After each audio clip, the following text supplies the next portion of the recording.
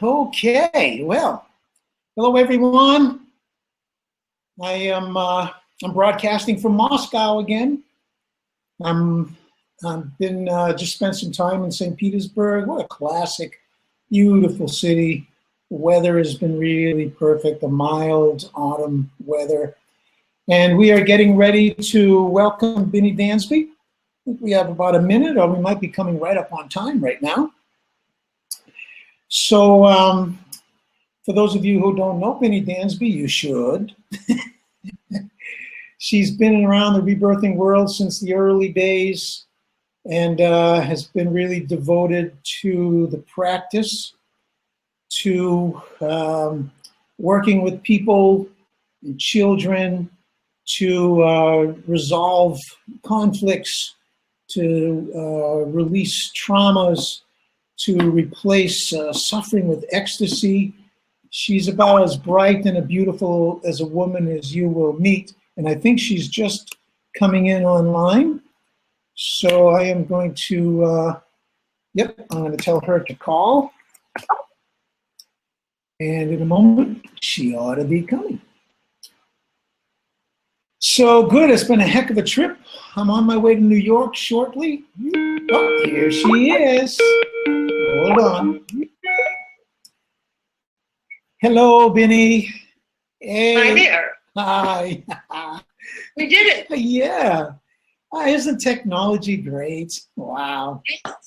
It's amazing. Oh God, your youthing must be working. I haven't seen you in a long time, but I don't remember you this young. So breathing works, huh? It does, my darling. It really does. Yeah, so listen, this is what I'm going to do. I'm going to share my screen, and so that people can see you. Let me close this. I'm getting a little bit tech savvy these days. There she is. Skype share. All right, there we are. Gotcha. So the way it's working right now is I'm a little guy in the corner, and you're the big girl in the middle. Oh, wow. I like it. Wow. Ah, good. So Louise just said that the sound is good. We're getting some clicks that everybody's hearing well. So it looks like there's no technical difficulties this time. That's great. That's a miracle. Yes.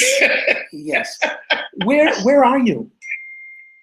I am in East London. Ah, okay. Where I'm living at the moment. I live in London now. I've lived in England for many years.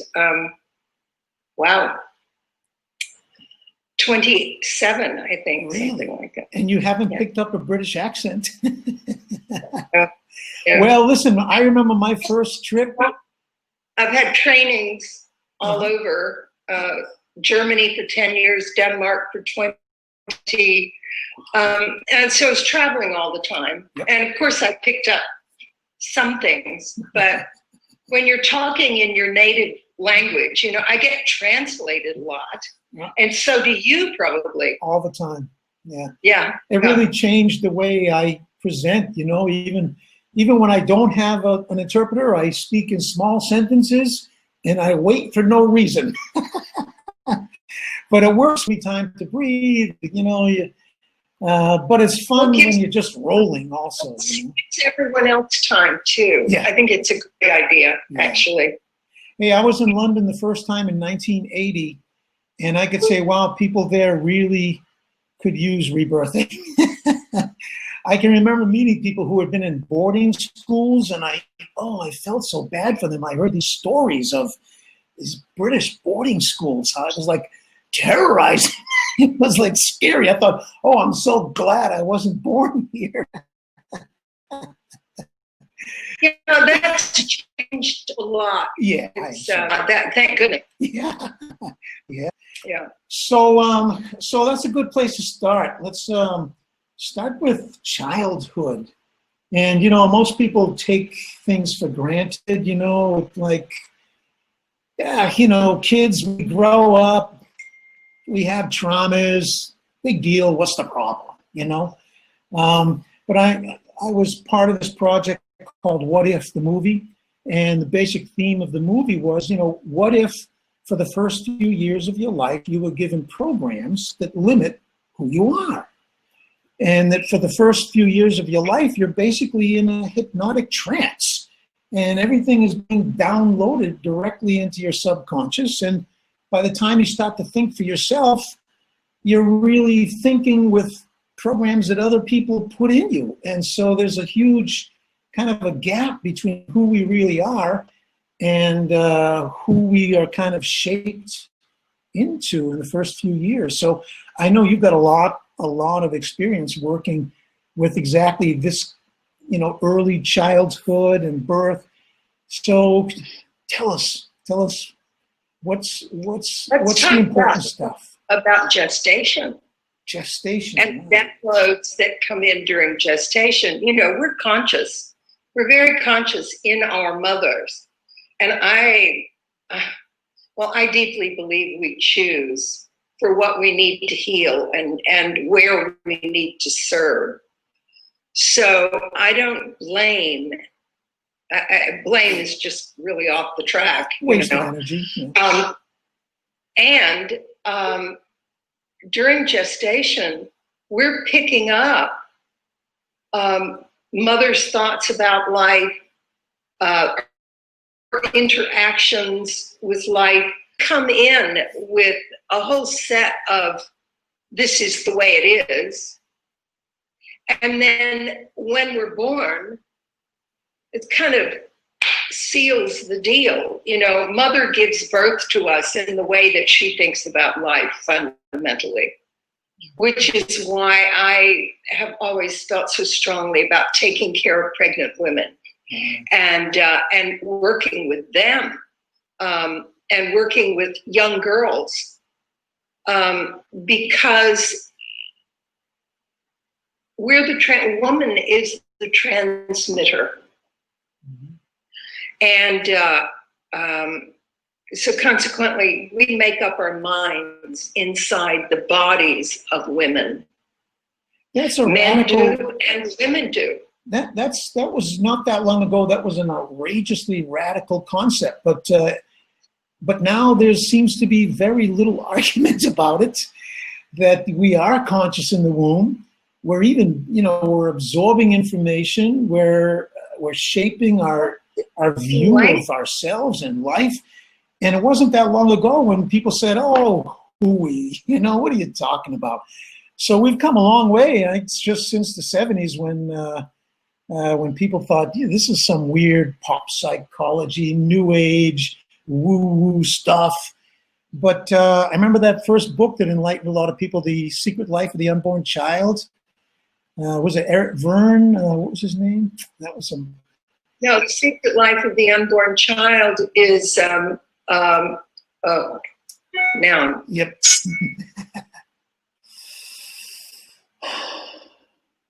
Anyway, many books since then, and many more studies and lots of proof about how we come into the world already set up to live a certain way, to view ourselves in a certain way. Okay, with my very best friends.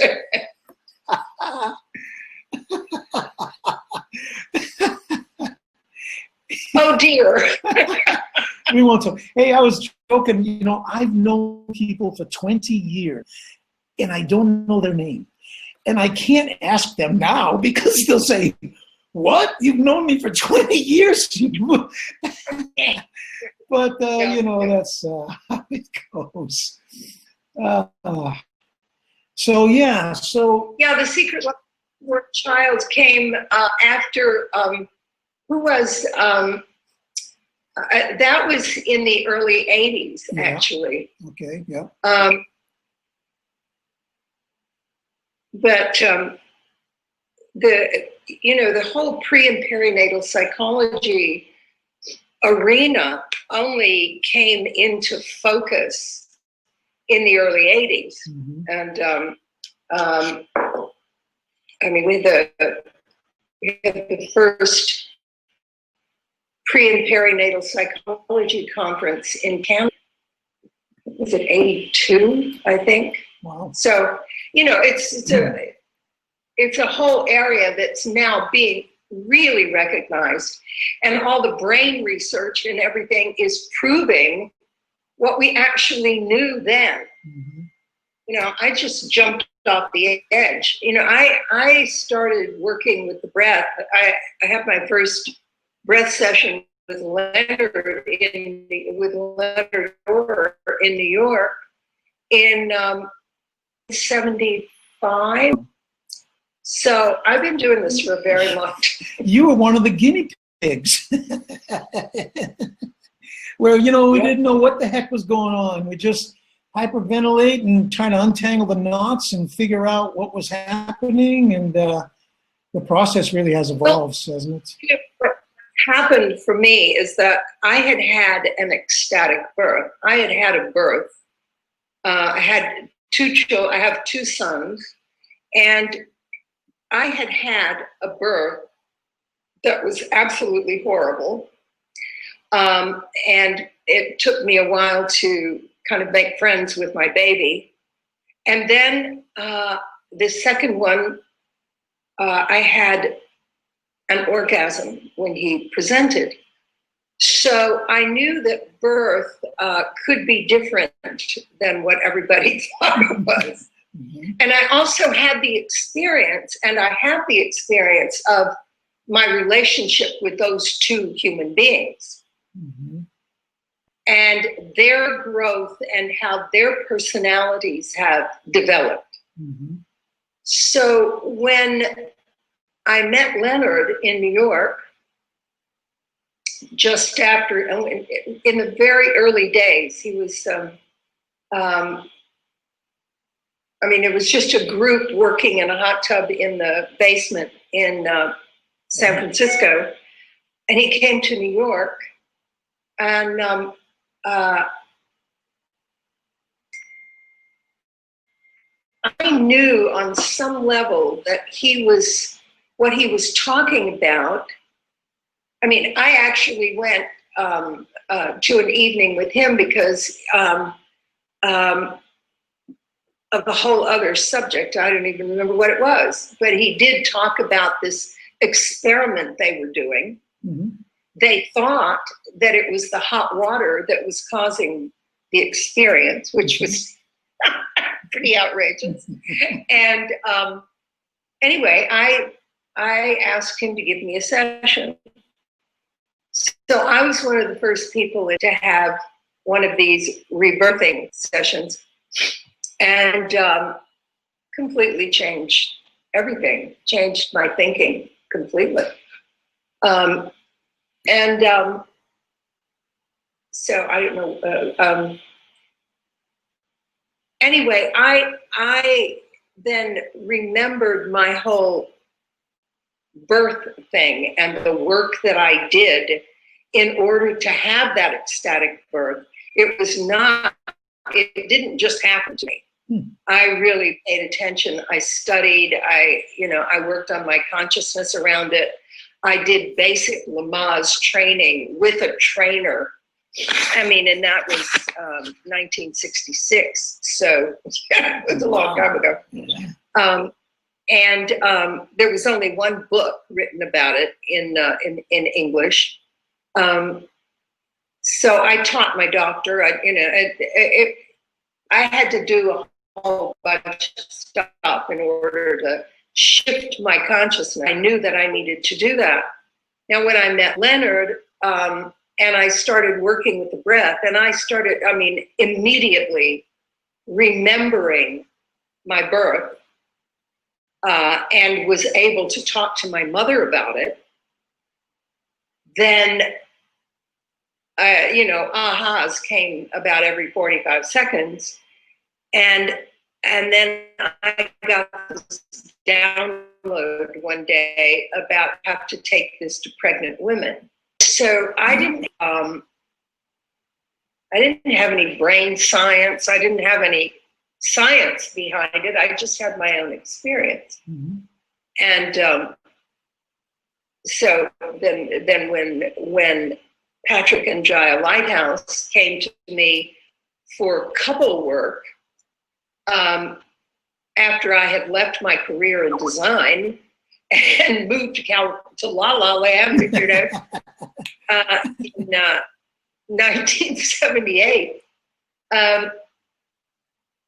That was a big turning point, because I was working with them just in couple counseling and breathing, and then they became pregnant, and we heard about water birth, and that was how we came to do the first water birth, and how I started then working with working with pregnant women, and learning about the impact, the true impact of birth, and learning what really happens in birth, which is not what they teach in medical school and midwifery school.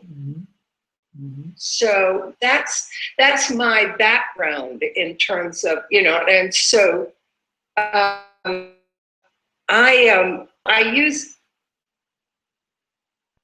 well, Dan, my whole background from lifetimes is as an artist in some form or another. And my big question mark, I think I came into this lifetime with, was how does the creative process work? And, you know, what is it? How, you know, and when I came into what Leonard was calling rebirthing, and I got more involved with birth than before, I realized that it is the perfect metaphor for the creative process. We conceive an idea, we gestate it, whether it's cooking breakfast or having a baby, we think about it, we work with it, we do it, you know, we're working on it, and then we produce the result. It doesn't happen idea, concept, and then result. There's an in-between thing that happens. Exactly. So that's kind of where I work from. I worked with birth, I think, to learn about birth, to really learn what's happening with pregnant women and with pregnancy. I'm convinced right now that we are so stuck in transition that the whole planet, I mean, we just keep not moving forward because we're terrified, and people are terrified, and we keep thinking there's some kind of emergency happening. Which was the experience of birth. Yeah, exactly. When that's simply the rise of energy when the baby is emerging from the womb. So the metaphors are all there. It's so exciting. Right. But so is it emergency or is it emerging and emerging? We're so stuck in not allowing the emerging to take place. And that's where my thinking is at this point, is I'm really doing a lot of thinking about transition at birth when all the energy rises. I mean, our energy has been so hot, so high for so long that, I mean, we're drugging ourselves, we're toxifying ourselves to kind of keep, you know, it's like, oh my God, because what's going to happen? What's going to happen is that we are going to have an ecstatic birth if we slow down. Yay. Yeah. Well, that's... If we say yes to it, you know? Oh dear. Anyway. Well, hey, so you got started. I mean, before the first rebirthing book was written, I can remember all we had was Le Boyer's book. And before a breathing session, we would look through the book, look at these pictures of babies being born, and the face of the baby who was born with the Le Boyer method, and the face of the baby who was born in a hospital room. And, you know, by the time it was time to breathe, you know, we were plugged in, and lots of things came up. And so... Yeah, we had to sit down and read Birth Without Violence. Yep. And, you know, people have forgotten that, or maybe a lot of people don't even know he was a pioneer You know, Frederick Boyer, the French obstetrician. Let's stop making birth this, you know, crazy, intense, loud, bright lights, medical emergency. Let's turn the lights down. Let's kick people out of the room who are not calm. Let's give the baby a chance, you know, put the baby in warm water so it goes, oh yeah, I remember this. This isn't so bad after all. And it was such a beautiful, I think he woke a lot of people up. Frederick Boyer was a genuine pioneer, and he certainly started something that has really grown. You know, and then instead of taking them and putting them into water, we then started, you know, I worked with a couple who had the first water birth in the United States, and said, let's just let them come right into the water. From water to water, yeah, possible. Yeah, that's become much more popular. Still, the medical people talk about, oh, infections and blah, blah, blah. And I've been at a couple of water births, and it's one of the most beautiful things you could witness. You know, it's just incredible. So, you know, you mentioned about this, you know, how hot everything is.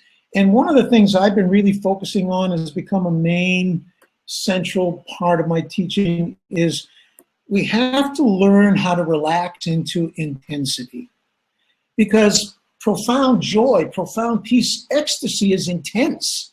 And it's like the body-mind system doesn't know the difference between pain and pleasure if it's outside of a certain zone. You know, if it's familiar, okay, this hurts, this doesn't. But if it's extremely pleasurable or extremely painful, the body reacts in the same way. It's intense. That's all the body and mind knows is this is intense. And it could be intensely beautiful, but the body's going to react as if it's intensely painful. And so I'm really a missionary going about really trying to teach people to relax into intensity. You know, use the breath to activate some intensity in yourself, and then practice relaxing into it and gradually build your... And breathe it. And breathe it. Don't try to get out.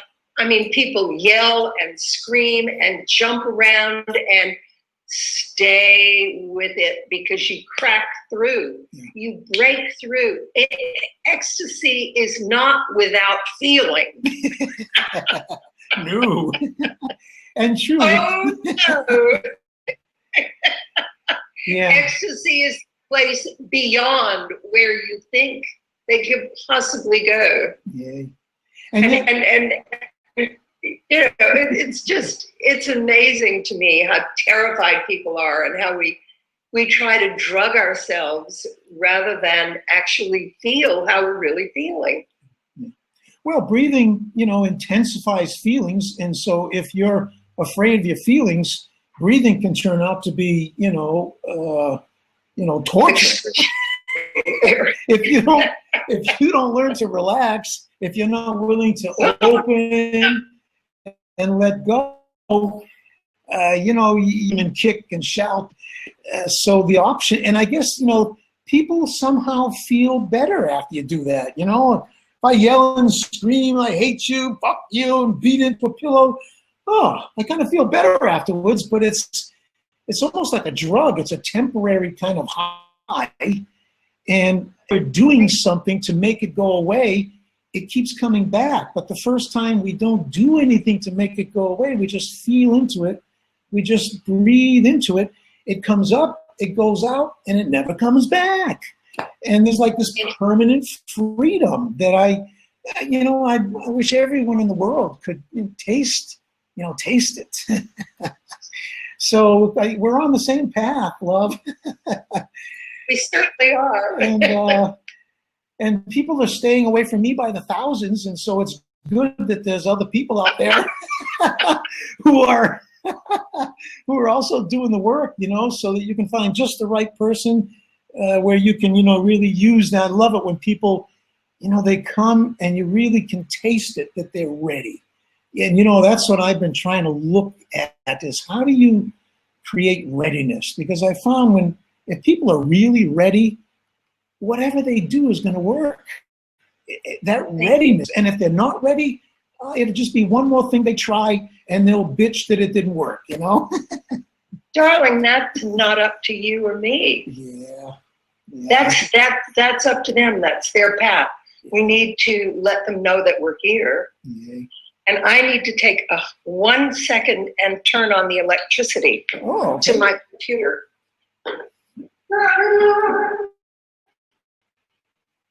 So guys, if you have any questions, there's a chat here. I'm going to check it quick and just see if I'm just going to check to see if anyone has typed in any questions yet. Let's see. Okay, so no questions. Q&A. Let me check that box. Q&A. Okay, connecting to Google. Alrighty. Okay. Well, so, you know what I would like to do? Yes. Tell me. Because I always forget this. I would like to do a commercial or a couple of commercials. Oh, good. Can I do that? Yes. Yes. I'm really horrible about it. Where are you going to be? What are you doing? What's happening? I'm not horrible today. One of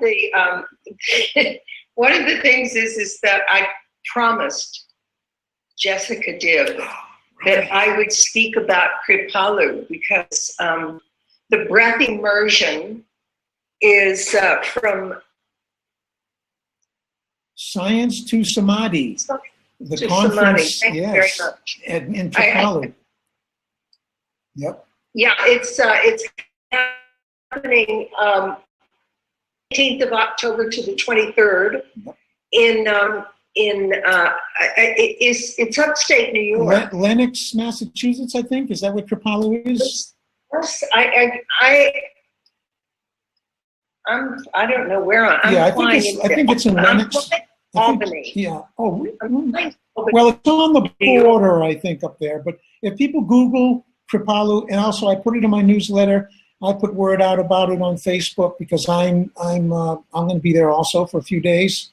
So yeah, we need to talk about that. That's a lot of the luminaries of the breathing world are going to be there. Stanislav Grof, and the whole Tropic Breathwork guy, and Jim Morningstar. And it's Daniel Siegel is Dan going Siegel, to Dr. Siegel. And Dan is a delight. He's an amazing, another Dan. Yeah.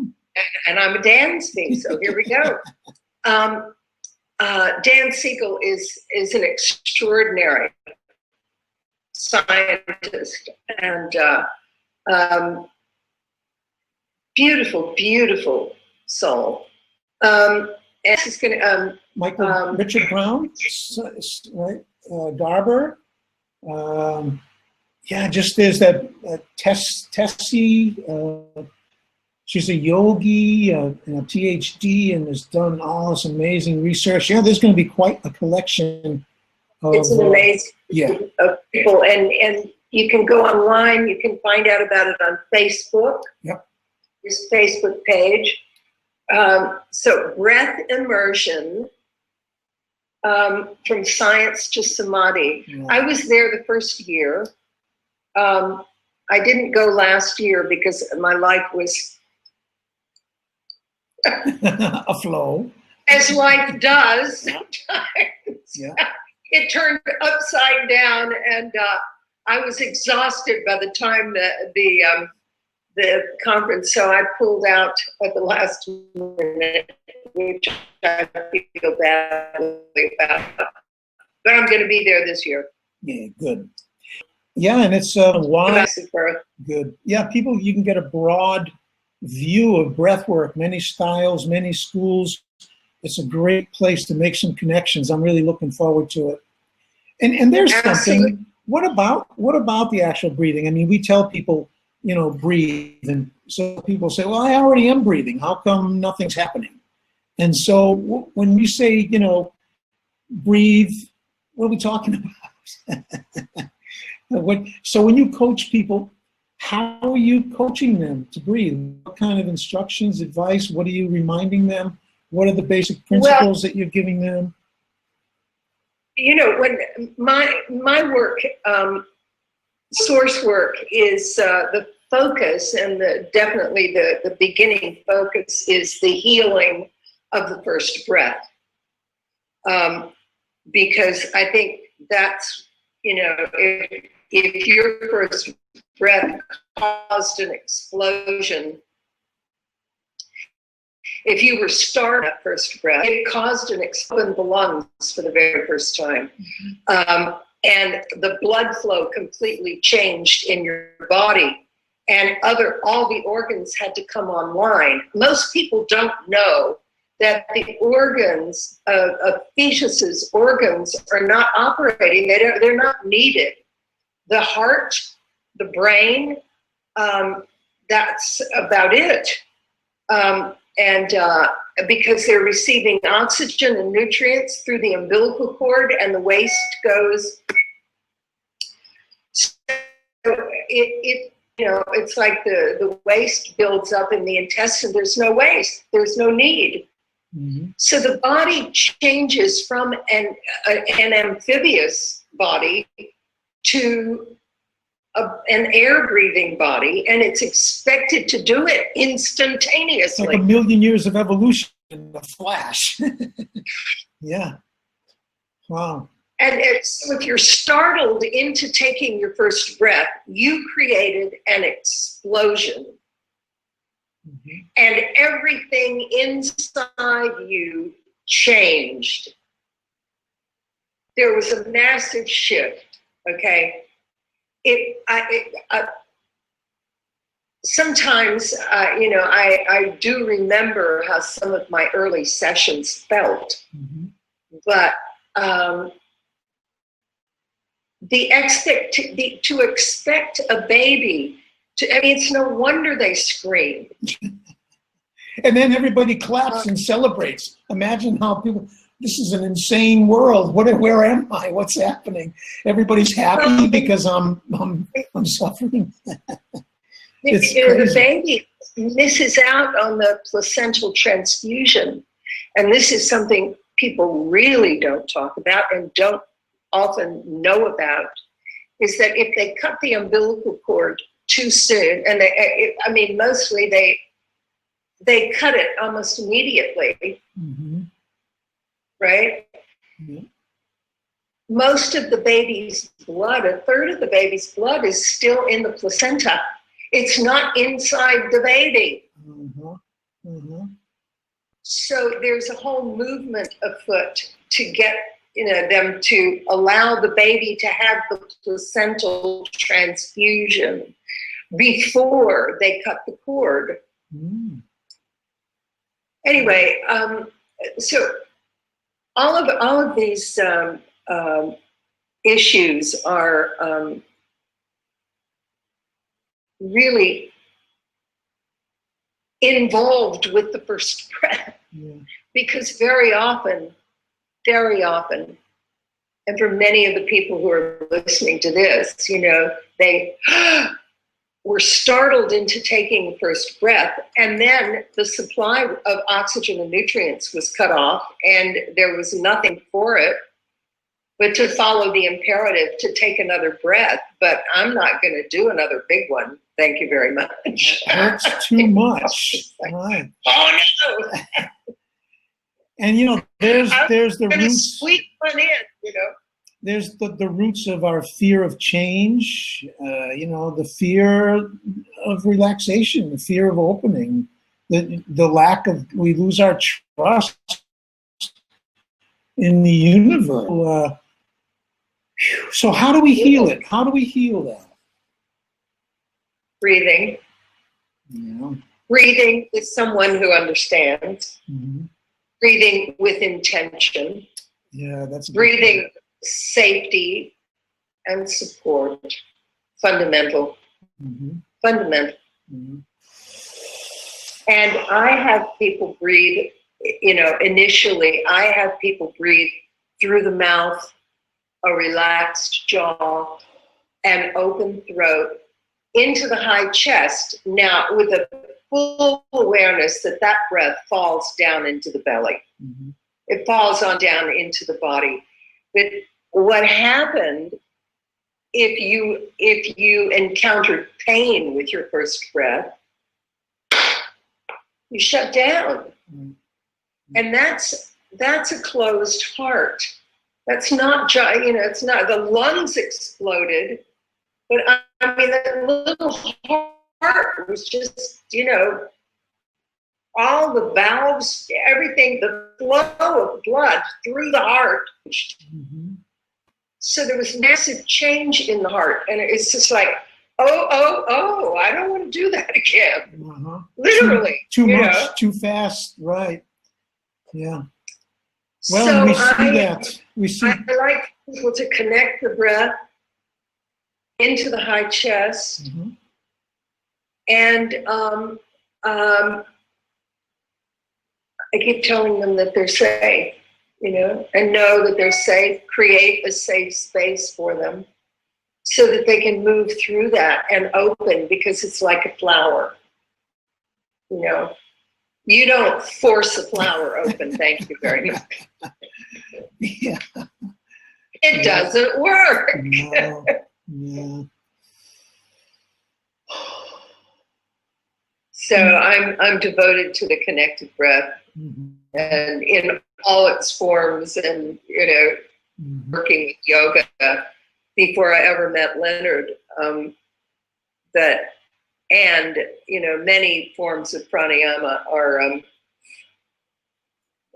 I think it's all because I was a singer too. When I was growing up, I started professional voice lessons when I was 13. And so I was focused on diaphragmatic breathing, mm-hmm. and then and made a living doing that. And then I did yoga and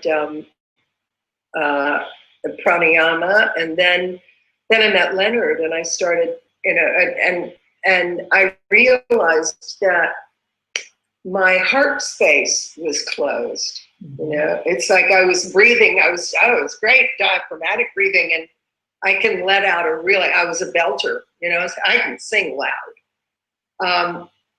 But there was a constriction in my heart space. Mm-hmm. And my brother was an opera singer. He sang with the New York City Opera. And when I started working with the breath, I got him involved as well. And things opened up even more for him. I mean, he was a serious classical, he was a fabulous bass baritone, and things changed for him as well when he opened that area. I guess people are quite surprised that they didn't even know that they really had an issue. They've lived with it so long that they just stopped registering. It just becomes part of who they think they are, and they don't really realize until they get free of it. And then it's like, oh my God. And so yeah. So how do we I guess we need to educate people. And it seems to me that people intuitively, or maybe through various experience, tend to work out some of the birth trauma in ways, unconsciously, accidentally. And women giving birth, when a woman gives birth, she definitely, not always, but often has the opportunity to heal parts of her birth. Relive her own pattern, birth pattern. Yeah. Mm-hmm. Very often a woman will give birth in the way she was born, because that's what her body knows. Mm-hmm. Mm-hmm. The only difference is birthing experience. First time I gave birth, the difference between my own and my son's was that they didn't have to use forceps. Huh. And because I wasn't completely unconscious, he had given me some things to help me breathe, help me handle the pain. Oh God, it was awful. It was just awful. Yeah, and I guess that whole thing of being anesthetized during birth, you're like born unconscious and born not being able to feel. It's like a chemical barrier between you and your soul. and you know how that can probably lead to drug addiction and problems later in life. Have you made connections? That people still don't make the connection, Right? Because I mean, it is so clear to me that it. Oh wow, you know. And have you made? Feel it. You made connections between, you know, specific birth patterns like breech birth, cesarean sections, you know, long labors, and so have you been able to really clearly make some really strong connections after seeing, you know, so many process? Can you predict? I feel very strongly that every birth is different. Uh-huh. And every person, I don't like the generalizations. I mean, there always are similarities, but I have difficulty getting into, you know, what if I was a breech birth, what does that mean? And it can mean 1,000 things. It depends upon what your mother was thinking, what was going on around her. There are people who have been born full breech, have more lower back problems than I notice many other people do. But I find that that's not the issue. I mean,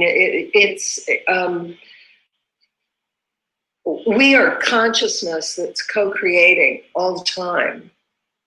And I think that the way we were born actually informs how we deal with life. And if we're not able to deal with it in life-enhancing ways, then we can definitely reframe that. I don't use rebirthing. I call my work source, process, and breathwork, because I feel very strongly about the fact that we're not actually birthing again. We're reforming ourselves. We're reframing ourselves. We are going to the source, and of who we are. And I feel very strongly about the whole. I don't use birth because it's not, although I am probably one of the people who has worked with birth more, and seen the effects. But I look at individuals' creative process and how they deal then with life, because and that's what I've written a book with a woman who was a student and became a colleague very, very quickly. She's an amazing woman, Lynn Thorson Rowe, and she lives in France. She did my training in Estonia and England. She came to England, and then the only place I was working full-time, doing the full training, was in Estonia, so she came there. She lives in France. And we've written a book about the impact of birth, Wake Up to the Impact of, and it's like we don't have, it's fundamentally your source experience, your gestation, your conception, gestation, and birth, okay? And we're in the process of looking for an agent and a publisher. Excellent. Because that's exciting. Yeah. So she and I also have a soul birthing website where people can actually do modules of the work that I've developed over the millennia, 30 years now. Is that BinnieDansby.com? No, that's not BinnieDansby.com. That's Soul Birthing. Soul Birthing. Because, yeah, on BinnieDansby.com, I mean, there's just the work. Right. It's there. Mm-hmm. And I'm so happy with my website. It gets better and better. But Lynn and I have worked out a program that can be done online. I mean, we do it one-on-one in Skype sessions. Mm-hmm. And it's called Soul Birthing, and it's in little modules. Mm-hmm. And it's affordable, and very excited about it because I've been working with people on Skype for a very long time, and we can breathe them and work with them. Mm-hmm.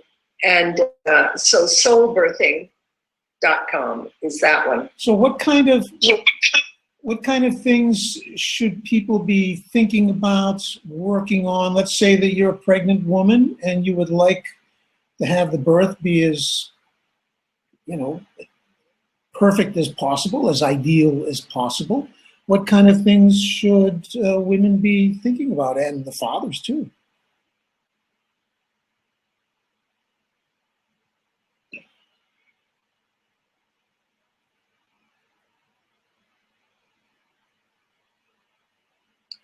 I think fundamentally they should be taking a look at their own birth experience, mm-hmm.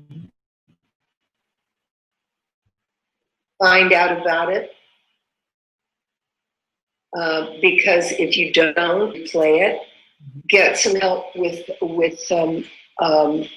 learning how to breathe, learning how to be present with all of your feelings. I'm sure that once we go offline, I will have a whole list of things. One of the things that is most important for a pregnant woman to know is that her baby is conscious and is there with her, that she is not alone, ever. Mm-hmm. Ever. No private thoughts, right? You have no private thoughts when there's someone living inside of you. That's right. And you also, when you're in labor and you think, this is going to kill me. Mm-hmm. This hurts so much, I can't stand it. I'm doing this all by myself. It's important to remember that there's someone there with you. I'm not kidding. It's extremely important. You also need to learn to breathe and work with. You were talking earlier about feeling all the feelings. It's like moving through all the things and labor is like that. I mean, we have been drugging women in labor for so long, Dan, mm-hmm. that when the energy becomes intense, well, we reach for something to dampen it down instead of allowing ourselves to move to the full extent of it, mm-hmm. to say yes to it. It's not an emergency. Something is emerging. Mm-hmm.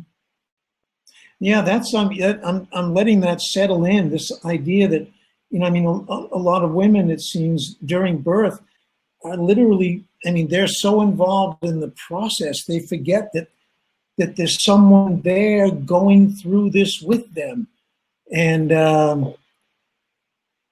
yeah, wow. I'm not kidding. I have had so many women look at me and say, I can't do this. I'm done. I'm not taking another breath. And I say, just remember your baby's right here with you. Tune into your baby for a moment. You're not in a contraction. Just tune into your baby. And I'm telling you, they, oh, it makes me want to cry. We just tune in and babies feel that, don't they? I mean, as soon as you give attention to a sentient, a conscious being, you're aware that someone is giving you attention. You feel it. You know, it's like, oh, okay. And the baby's on the other end going, hey, I can't do this. I'm all alone here. What? And so, wow, yeah, that's so. You and imagine being born through that consciousness. Right. Being born in the consciousness that they know I'm here. Mm-hmm. Yeah. She loves me. And when you look into that baby's eyes, receive its love. Mm. Yeah. That baby loves you more than anything in the whole, you can't even imagine. You want to know pure love? Yeah, it's pure love. Now, let me tell you, if you are drugged to the tits, if you are, if you can't do that, if you are not there for that moment with that other human being, the whole relationship is different than it could be if you can look into its eyes and receive the love that's there. Mm-hmm. Yeah, you feel acknowledged. You feel your love. The next time you look into your lover's eyes, instead of having the I love you, I love you, I love you going, take a breath and receive. Mm-hmm. Receive their love. Mm-hmm. Oh my God. Mm-hmm. Yeah, that satisfies, I think, what our greatest need is to give love. And when we don't feel that it's being received, we're being cheated, we're being robbed of our greatest need. You know, I think it's greater than the need to receive love is to give love. And babies come out beaming it, you know. I remember my son, the day we left the hospital and got in the car, Louise is here, she's listening in. And it was like, oh man, it was so crazy and hectic in the hospital. People, the nurses were so uncooperative and they had these rules, and I couldn't wait to get the heck out of there with my wife and baby. And I got in the car, I slammed the door. I was like really upset. And she put Danny, my son, in my arms. And I went, oh my God. And I felt this love just come out of him and fill my body and fill the car and fill the parking lot. It was my first real conscious experience of pure love, really. It was changed me forever. In 1 minute, I went from being awake. I went from being, it just totally. Yeah. It was like a miracle, you're being healed by your own child, just extraordinary, yeah. So yeah, the miracle of birth and the miracle of life, and stop making it an emergency and get conscious about it. It's going on all the time. It's just my metaphor. I don't work directly with birth, and I haven't in years and years and years. People birthing projects, birthing God, life, birthing life every day, birthing life. Yeah, well, we're creative beings, and if we're not consciously creating, we're unconsciously creating, and then we often think we're victims because we're not conscious that we're creating.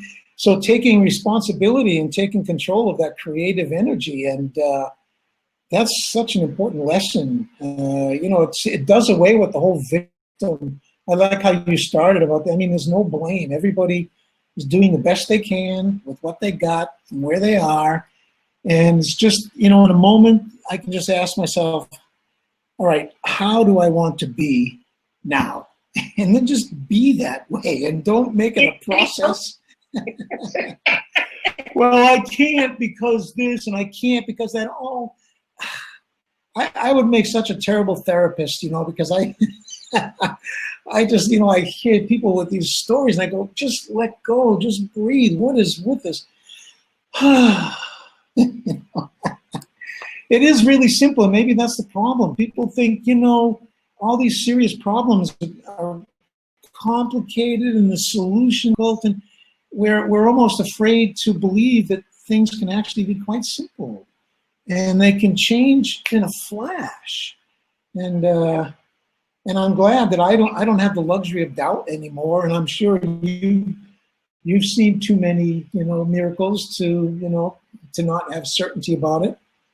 And I think that's about the only things sometimes that I have going is my utter certainty about certain things, and that seems to create a space or a possibility, and so to remove, you know, of what's true when we're in the presence of someone who's trying to work through something.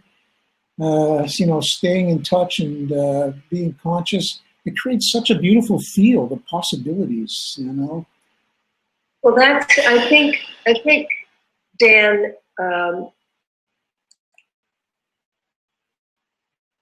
the crux of birth, really, and the crux of that you are, is to have high quality support with you, no matter what.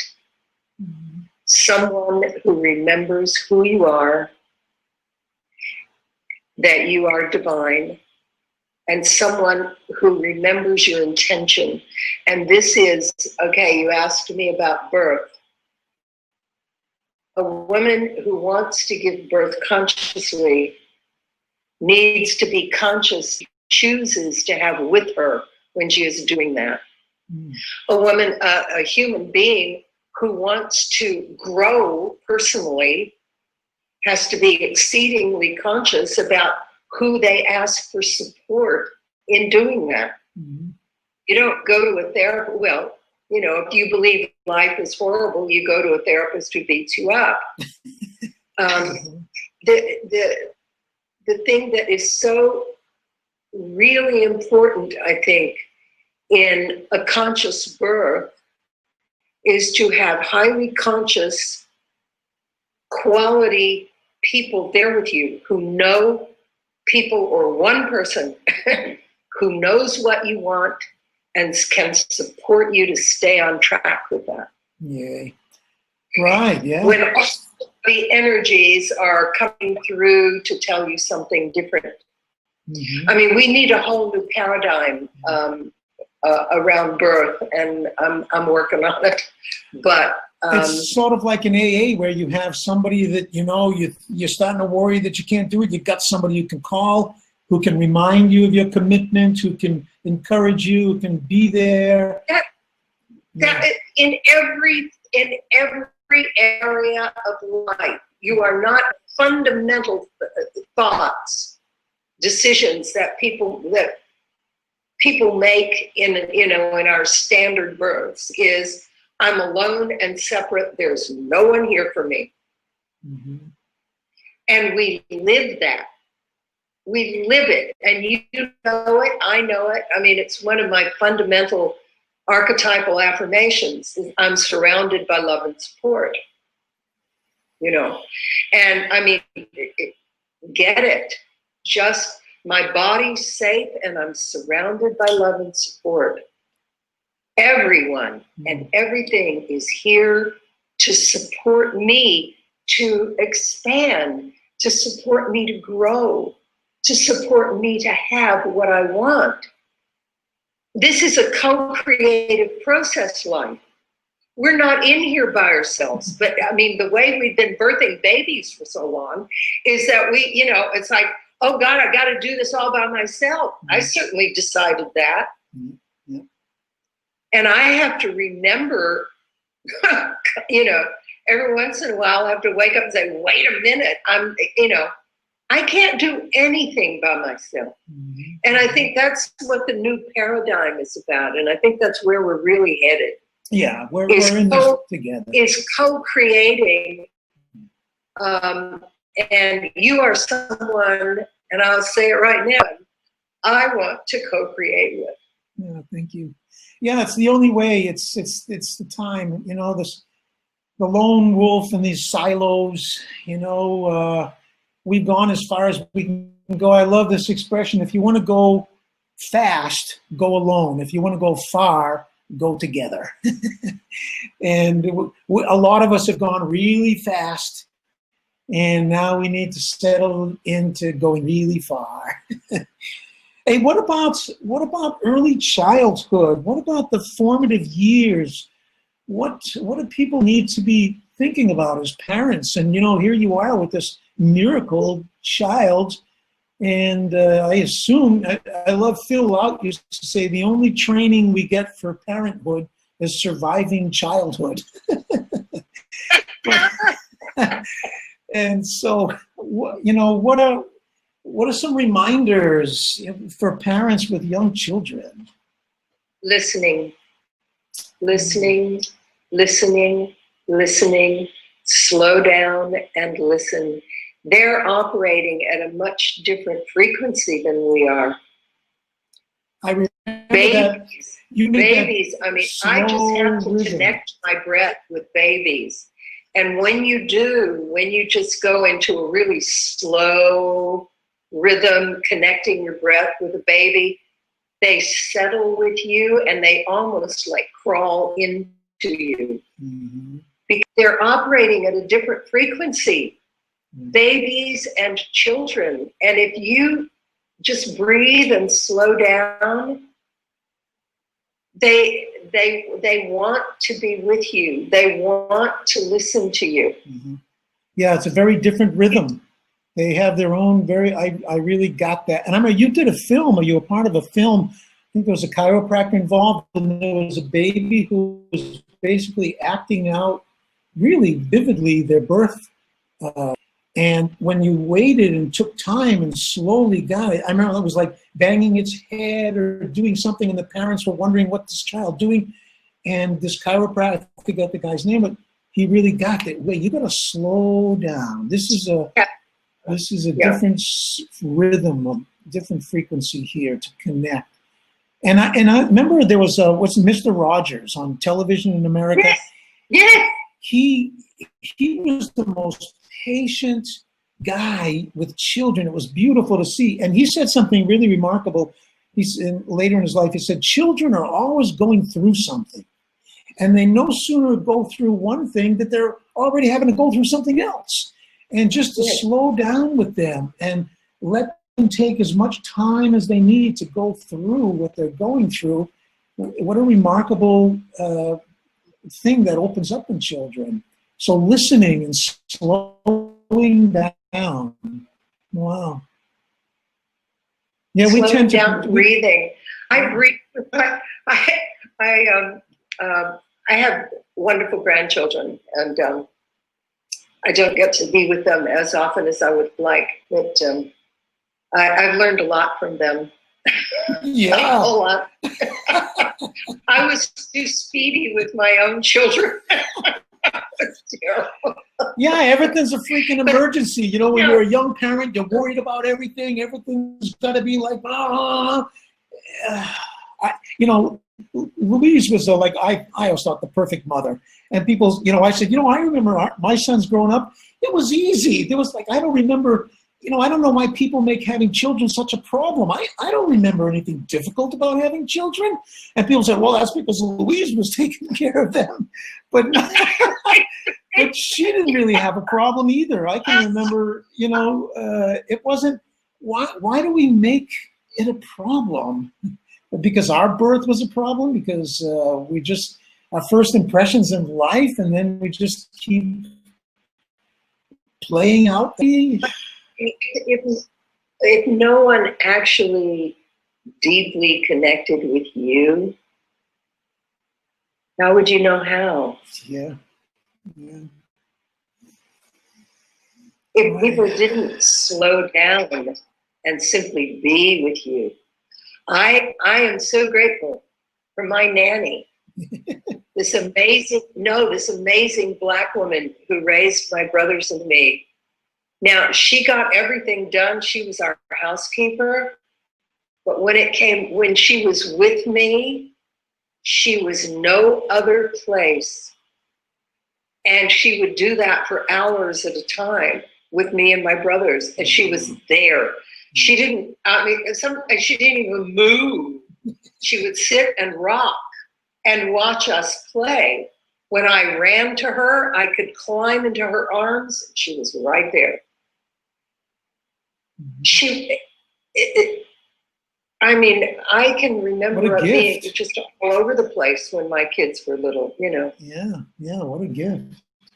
Really. You know, and in breathing sessions, I see that, how it's such a, just waiting, just being patient. Seems like nothing's happening. You know, I train breath workers all over the place, and they are, you know, they feel like, well, you should be making them breathe. You should be, you know. And, you know, I go, no, it's okay. Oh, they wave over to me. Come over here. Oh, no. I go, just all right. Just like, and just that ability or willingness to just trust the process, you know, just trust life. It's not, it's no problem.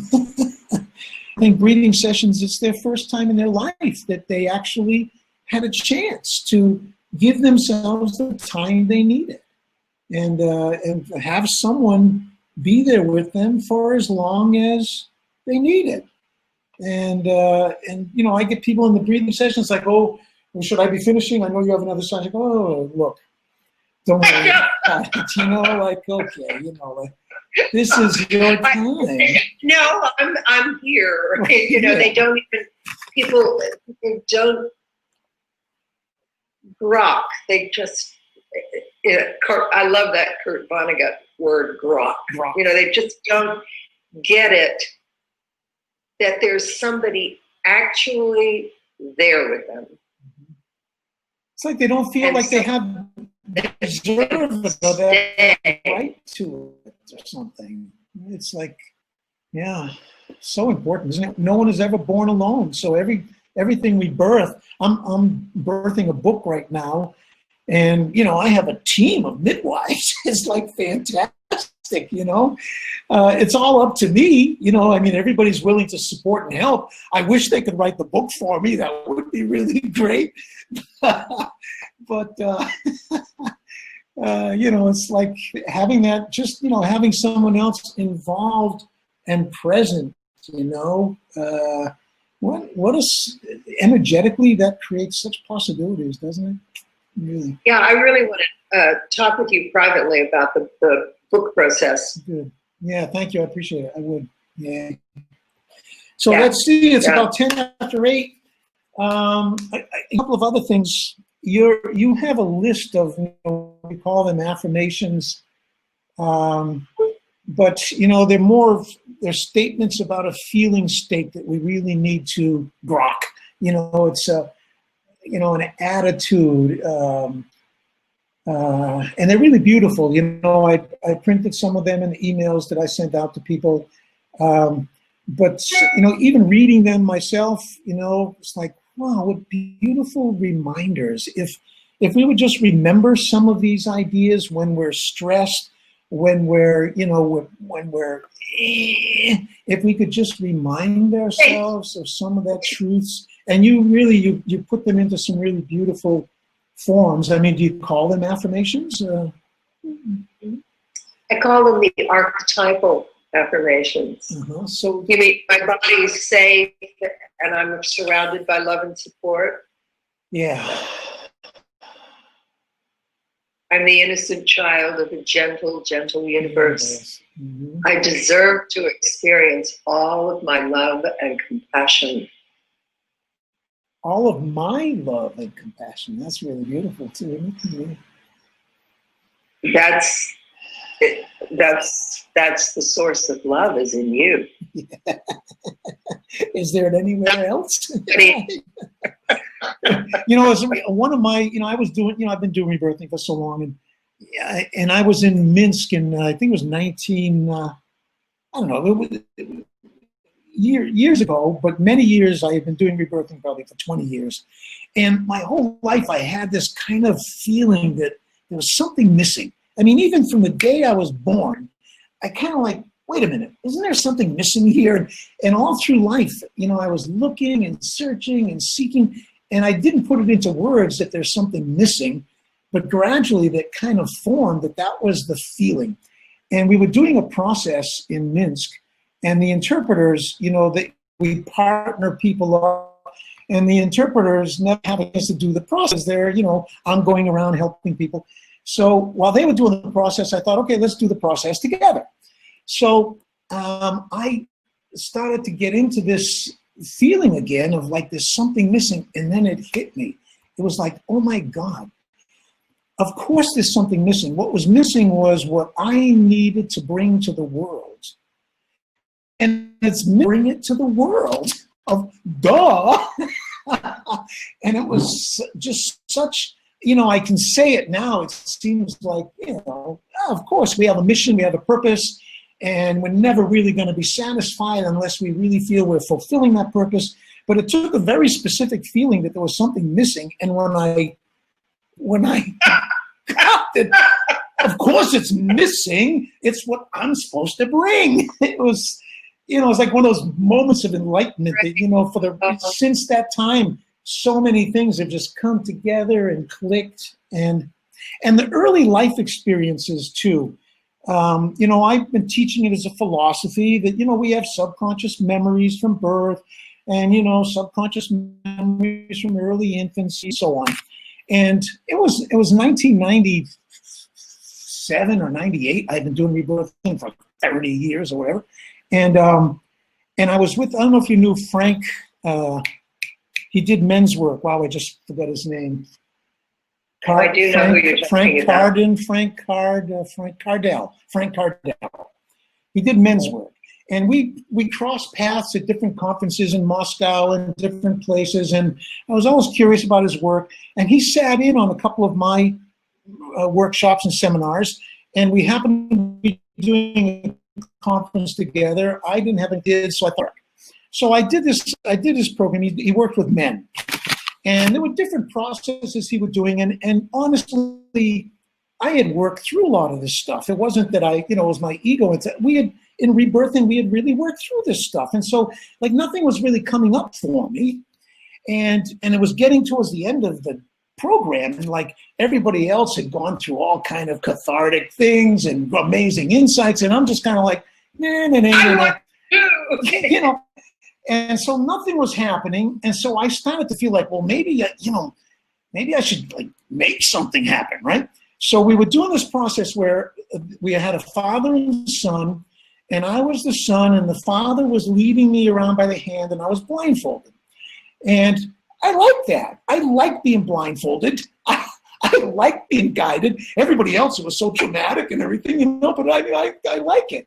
So I'm thinking, well, Jesus, these people are going to think that, oh, Dan, the great teacher, he just can't seem to like, you know, let go or whatever.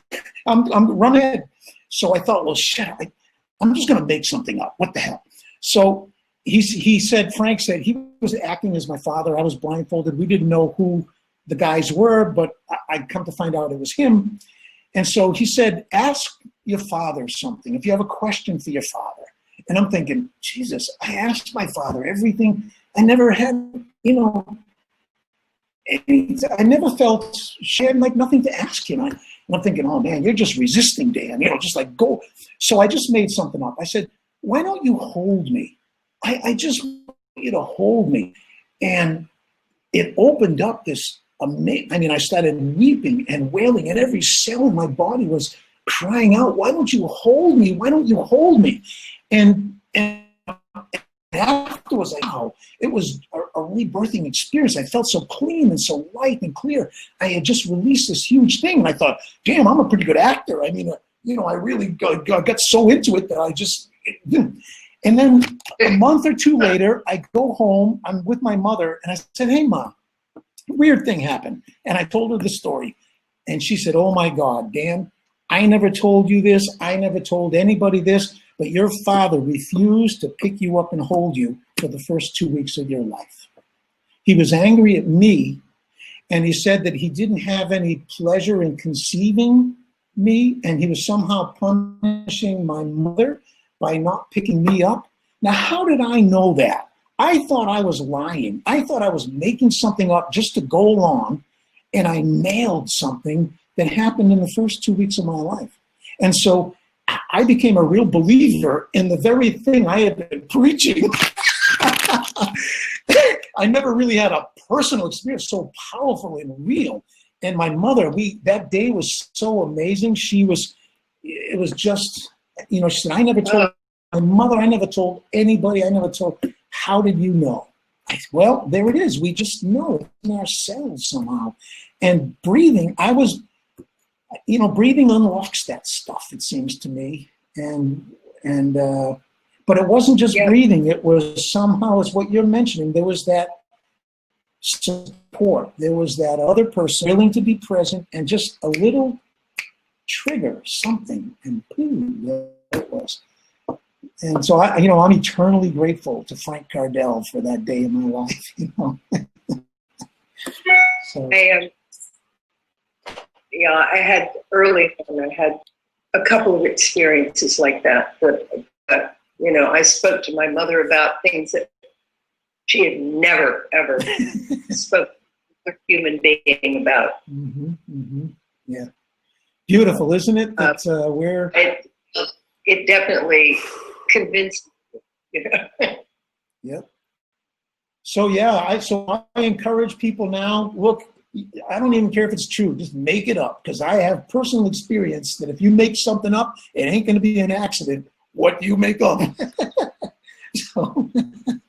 Not in the context of doing personal work. It just doesn't. Whatever you think you're making up, where is it coming from? It's coming from the inner. It's coming from your consciousness, my darling. Where did all the wonderful fantasy books come from? It's like, give me a breath. Yeah, we have these duh moments that are really wonderful when they come. Well, good. Listen, anything finally you want to leave our friends and listeners, viewers with before we sign off? Oh my goodness, what a question. Right. Wow. I can't think of anything that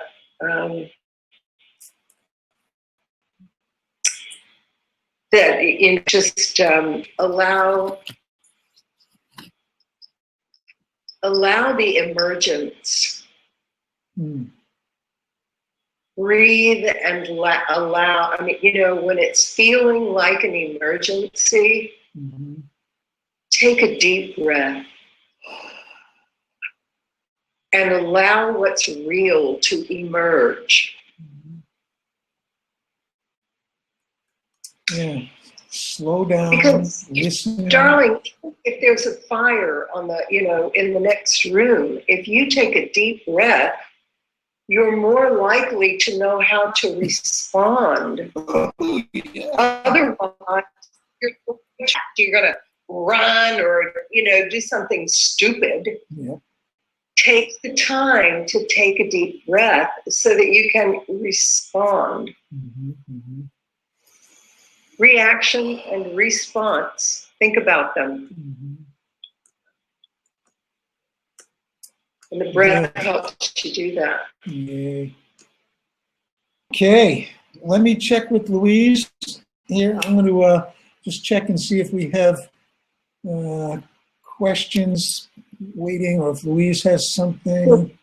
Thank you, Louise. Yeah, Louise remembers you. Okay, I think we might be having problems with our chat feature, our Q&A feature. So those of you, listen, if you have, hi, during the sessions, do you coach relaxation or use hands-on adjustments?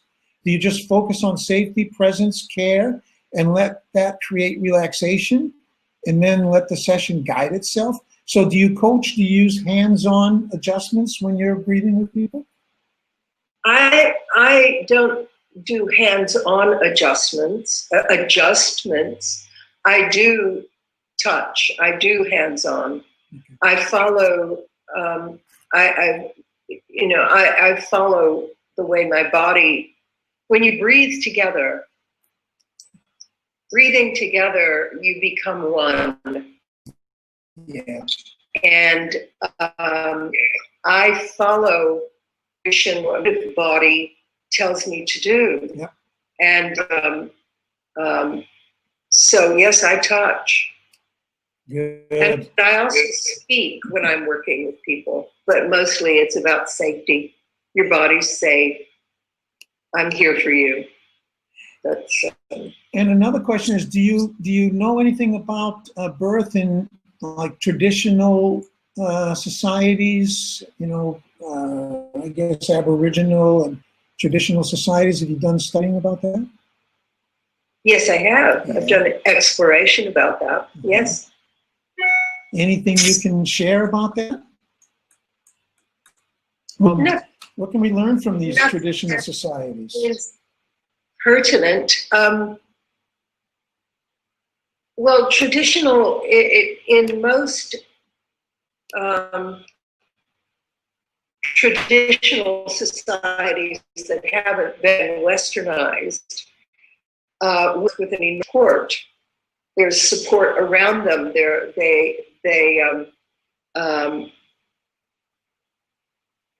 And they're given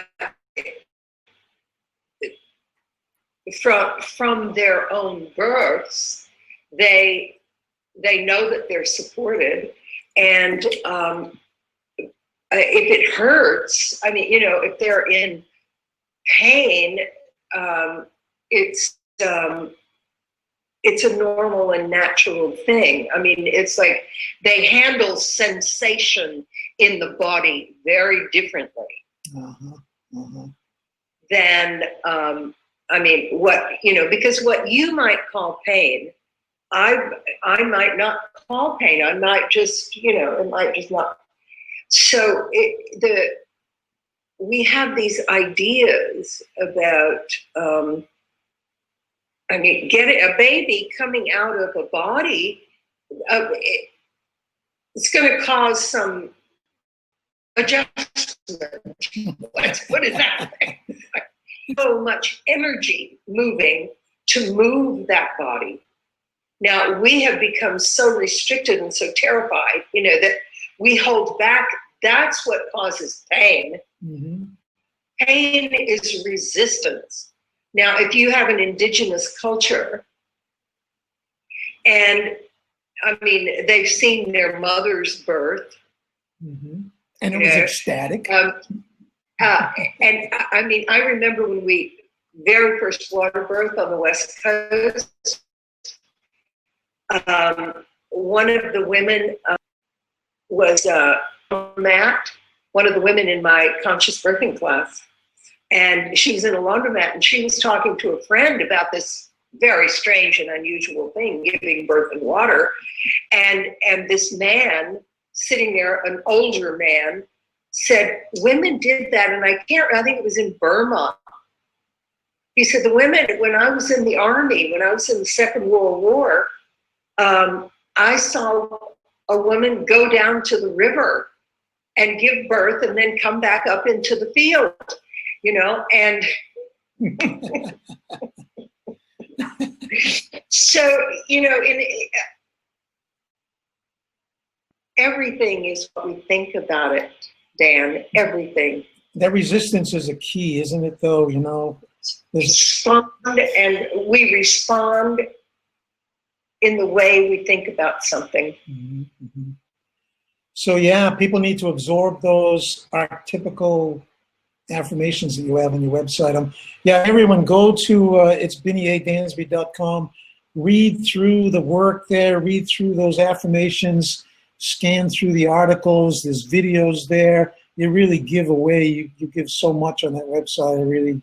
I appreciate that for you. So good. We should be. That you look at. Yeah. It was like so many wonderful reminders. We get into our own kind of groove, and then every once in a while you kind of say, yes, of course. Yeah. So, yeah, That's why I'm looking looking forward to Kripalu. Yeah. Because there's so many wonderful reminders from everyone, who's teaching. So I look forward to seeing you there. Yep. Yeah, let's end with that. Oh, I'm getting reminders. Yeah, so let's end with that Kripalu, October 8th, 3rd, Science to Samadhi, breath conference. A lot of really amazing scientists, medical people are going to be there, and some really far out and wonderfully beautiful spiritual people. And Louise is reminding me I need to remind people that Mike White is going to be our guest next month, October, from breathing.com. He's probably the best breathing mechanic on the planet. And yeah, he's, and I'm going to be in New York from the September 30th to around October 5th, and then I'll be there again October 10th and 11th in New York City. And I'll see you in Kripalu on the 8th. And so for this time, thank you for everyone for tuning in. The recording, I'll send you a link to the recording. So a lot of people registered and maybe didn't get on the call, so we're going to post the replay. Thank you so much, Binnie. I love you, and you do such great work. I'm really glad you're out there. I'm looking forward to hugging you in Kripalu. Yes, me too. Good. All right. Thank you. Ciao, everybody.